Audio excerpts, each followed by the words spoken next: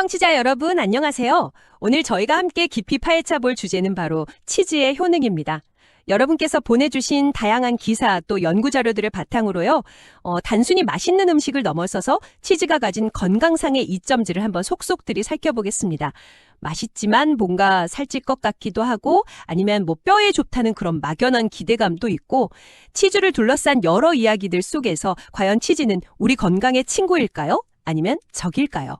오늘 저희와 함께 그 진실에 다가가 보시죠. 네, 반갑습니다.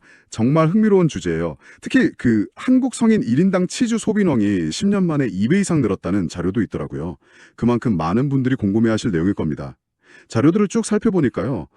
치즈가 그냥 뭐 칼슘 덩어리, 이게 아니라 생각보다 훨씬 다채로운 얼굴을 가진 식품이구나 하는 걸 알 수 있었습니다. 맞아요. 저도 자료들 보면서 치즈가 이런 효능도 있었어? 하고 놀란 부분이 꽤 있었거든요.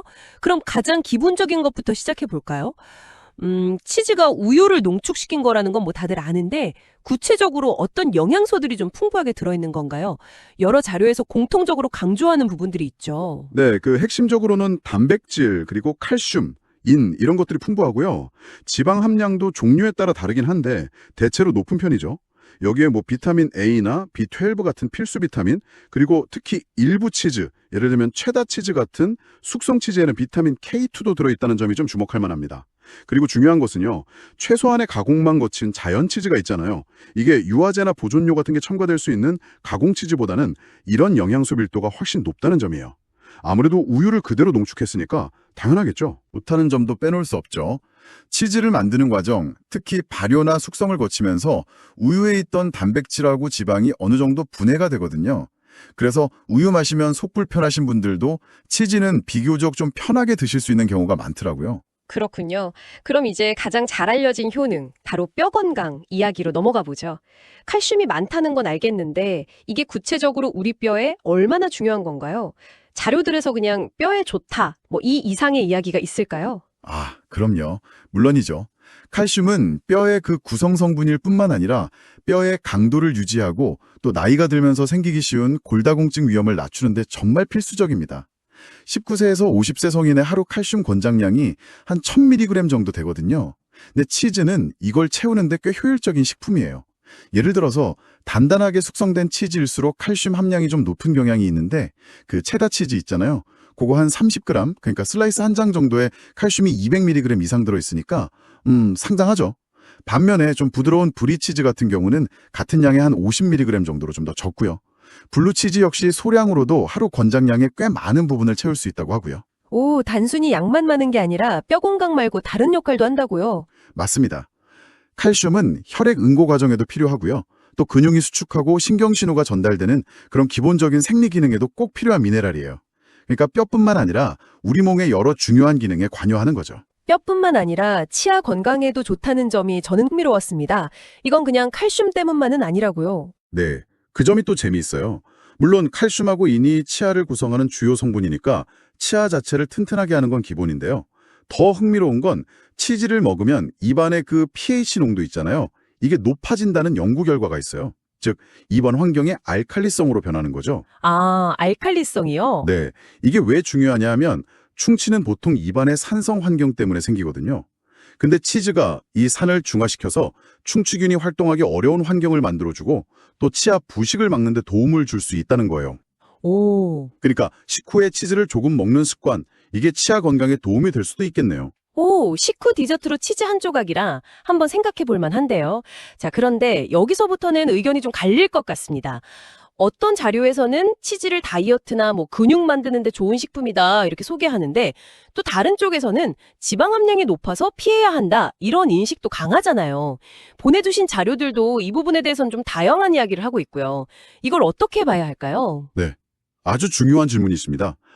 결론부터 말씀드리면 어떤 치즈를 어떻게 활용하느냐에 따라서 답이 달라진다고 볼 수 있어요. 우선 대부분의 치즈가 단백질 함량이 높다는 점, 이건 분명한 이점이죠. 단백질은 근육을 만들고 유지하고 또 운동 후에 회복을 돕는 핵심 영양소잖아요. 그럼 어떤 치즈가 다이어트나 근육 증진에 좀 더 유리한가요? 자료들을 보니까 뭐 코티즈 치즈, 리코타 치즈, 모짜렐라 치즈 이런 것들이 주로 언급되던데요. 네, 맞아요.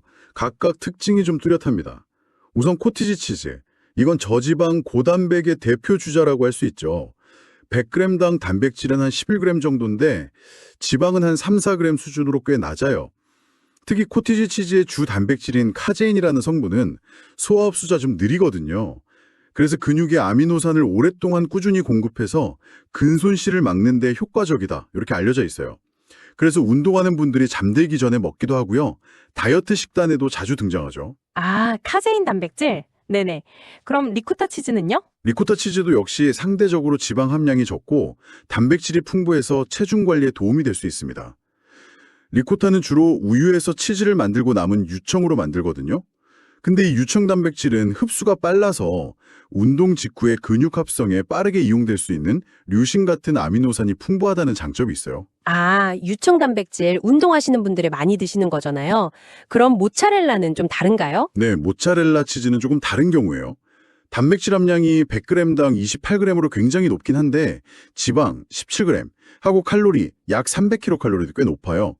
그래서 이건 체중 감량보다는 근육량을 늘리고 체격을 키우려는 벌크업 목적에 좀 더 적합하다고 볼 수 있죠. 그렇군요. 단순히 단백질 함량 말고 체중 관리에 도움이 되는 다른 이유도 있을까요? 뭐 포만감 같은 거요?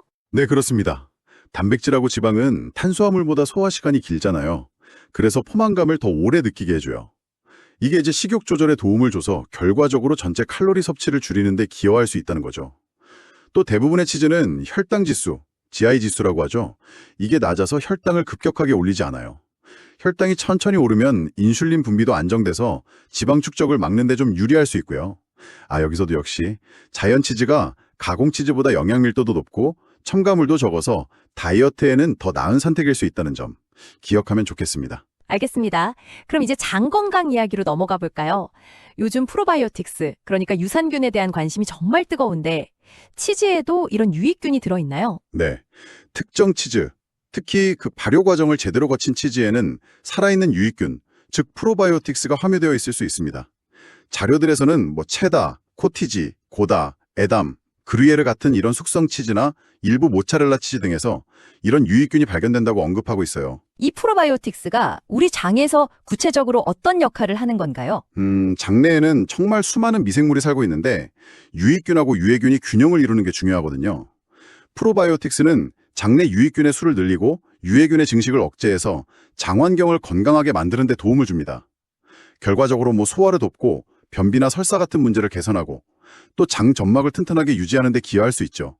일부 연구에서는 칼슘이나 마그네슘 같은 미네랄 흡수를 돕는다는 결과도 있고요. 이 좋은 프로바이오틱스 효과를 제대로 얻으려면 어떻게 먹는 게 좋을까요? 열에 약하다는 이야기가 있던데요. 아주 중요한 지적이세요. 대부분의 프로바이오틱스는 열에 약해서 높은 온도에서는 죽기 쉽습니다. 따라서 치즈에 들어있는 프로바이오틱스의 효과를 기대한다면 가급적 가열하지 않고 생으로 섭취하는 것이 좋아요. 생으로요? 네, 샐러드에 넣거나 그냥 간식으로 먹는 방식이 좋겠죠. 근데 흥미로운 점은 치즈의 그 지방 성분 같은 것들이 위산이나 담즙으로부터 프로바이오틱스를 보호해서 장까지 살아서 도달하는 데 도움을 준다는 연구 결과도 있다는 거예요. 그러니까 치즈가 유산균의 훌륭한 보호막 역할을 해줄 수도 있다는 거죠. 그리고 리코타 치즈 역시 프로바이오틱스랑 식이섬유를 함유하고 있다는 언급도 있었습니다. 자, 이제 정말 많은 분들이 가장 궁금해하실 질문일 것 같습니다. 치즈에는 지방, 특히 포화지방이 많다고 알려져 있잖아요. 이거 심장 건강에는 괜찮은 걸까요?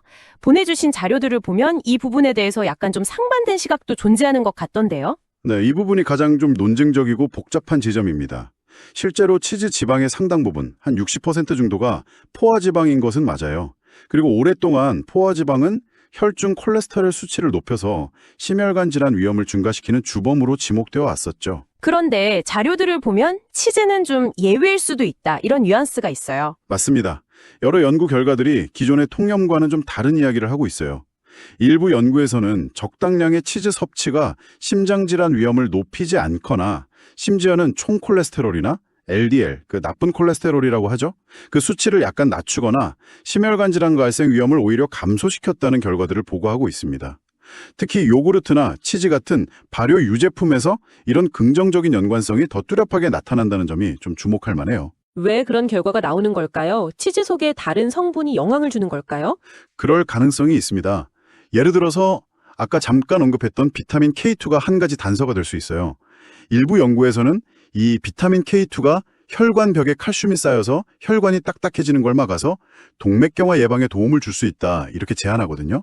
아직 더 많은 연구가 필요하긴 하지만 치즈 속 포화지방 외에 다른 유익한 성분들이 좀 복합적으로 작용할 가능성을 보여주는 거죠. 하지만 그렇다고 해서 마음 놓고 많이 먹어도 된다, 이런 뜻은 아니겠죠. 분명히 주의해야 할 점도 있을 텐데요.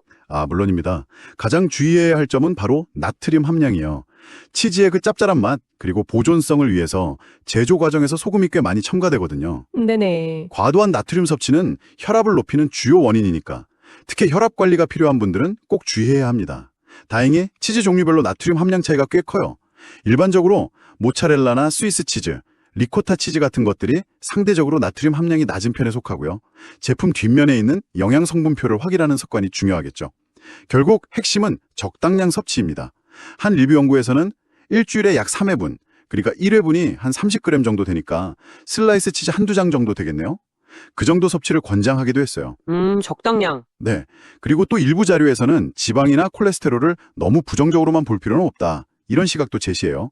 양질의 지방이나 콜레스테롤은 뇌기능 유지나 호르몬 생성, 세포막 형성 같은 우리 몸의 필수적인 역할을 하거든요. 리코타 치즈의 경우는 포화지방뿐만 아니라 트랜스지방 함량도 낮다는 장점이 언급되기도 했고요. 결국 어떤 종류의 치즈를 얼마만큼 먹느냐, 이게 관건인 거죠. 정말 복잡하지만 중요한 내용이네요. 종합해보면 치즈는 단순히 맛있는 유제품을 넘어서 생각보다 훨씬 다양한 건강상의 이점을 잠재적으로 가지고 있군요. 뼈, 치아, 근육, 장 건강, 또 심혈관 건강 가능성까지. 그 외에 또 주목할 만한 효능들이 있을까요? 자료들에서 언급된 다른 내용들을 좀 빠르게 짚어주시죠. 네, 몇 가지 더 있습니다. 첫째는 면역력 증진 가능성이에요. 치즈에 함유된 비타민 A, 아연, 그리고 특히 코티지 치즈에 풍부한 셀레늄 같은 미네랄과 일부 치즈의 프로바이오틱스가 면역체계 강화에 긍정적인 역할을 할 수 있다는 거죠. 둘째는 에너지 생성 및 기분 전환 효과입니다. 비타민 B9는 우리가 먹은 음식을 에너지로 바꾸는 데 필수적이고요. 아미노산 중 하나인 트립토판이라는 게 있는데 이게 체내에서 행복 호르몬, 세로토닌으로 전환돼서 스트레스 해소나 기분 개선에 도움을 줄 수 있습니다. 염증을 줄이거나 항산화 효과에 대한 언급도 있었던 것 같은데요? 맞습니다. 일부 치즈 성분이 체내 염증 반응을 완화하고 또 세포 노화를 유발하는 활성산소를 제거하는 항산화 효과를 가질 수 있다는 연구들이 있어요. 특정 유산균을 첨가해서 만든 브라질 전통 치즈에서 항산화 활성이 증가했다는 구체적인 연구 보고도 있었고요. 마지막으로 그 유당불내증 있는 분들에게도 좀 희소식이 될 수 있는 내용인데요. 맞아요. 우유는 못 마셔도 치즈는 괜찮다는 분들이 꽤 있죠. 네, 그 이유가 있습니다. 치즈, 특히 숙성 기간이 길거나 좀 단단한 종류의 치즈는 만드는 과정에서 유당이 유산균에 의해서 상당 부분 분해가 돼요. 그래서 유당 함량이 매우 낮아져서 유당 불내증이 있는 사람도 비교적 편하게 섭취할 수 있는 거죠. 아하. 그리고 재미있는 팁 하나는 모차렐라 치즈의 경우에요. 피자처럼 뜨겁게 가열하면 남아있는 유당이 더 분해돼서 소화가 더 쉬워진다는 내용도 있었어요. 와, 정말 오늘 치즈에 대해서 몰랐던 사실들을 많이 알게 됐습니다.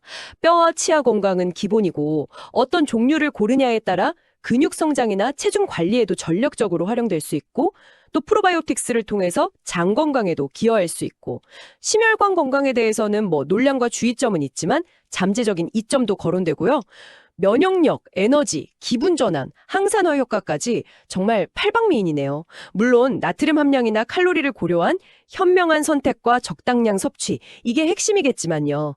다음에 마트 치즈 코너에 가면 오늘 나눈 이야기들을 떠올리면서 좀 더 신중하게 그리고 즐겁게 치즈를 고를 수 있을 것 같습니다. 네, 마지막으로 한 가지 좀 생각해 볼 거리를 던져드리고 싶습니다. 오늘 저희가 살펴본 자료들은 우유라는 단 하나의 원재료에서 시작된 치즈가 그 제조 방식, 그러니까 자연 치즈냐 가공 치즈냐, 어떤 균으로 발효시키고 얼마나 숙성시키냐 등에 따라서 영양 성분과 건강 효과가 이렇게나 극적으로 달라진다는 것을 명확히 보여주거든요. 이것은 우리에게 좀 중요한 질문을 던지게 합니다. 우리가 매일 먹는 수많은 다른 가공식품들은 어떨까요? 같은 원재료라도 어떤 가공 과정을 거치느냐에 따라서 우리 몸에 미치는 영향이 천차만별일 수 있는데 우리는 과연 그 차이를 얼마나 인지하고 있을까요? 단순히 칼로리나 특정 영양소 함량만 볼 것이 아니라 그 식품이 우리 식탁에 오르기까지 어떤 여정을 거쳤는지 그 과정에 대해서 한 번쯤 더 깊이 생각해 볼 필요가 있지 않을까, 그런 생각이 듭니다. 정말 의미 있는 질문이네요. 오늘 저희와 함께 치즈의 놀라운 효능과 그 이면의 이야기들을 깊이 탐구해 주신 청취자 여러분, 감사합니다. 청취자 여러분, 안녕하세요.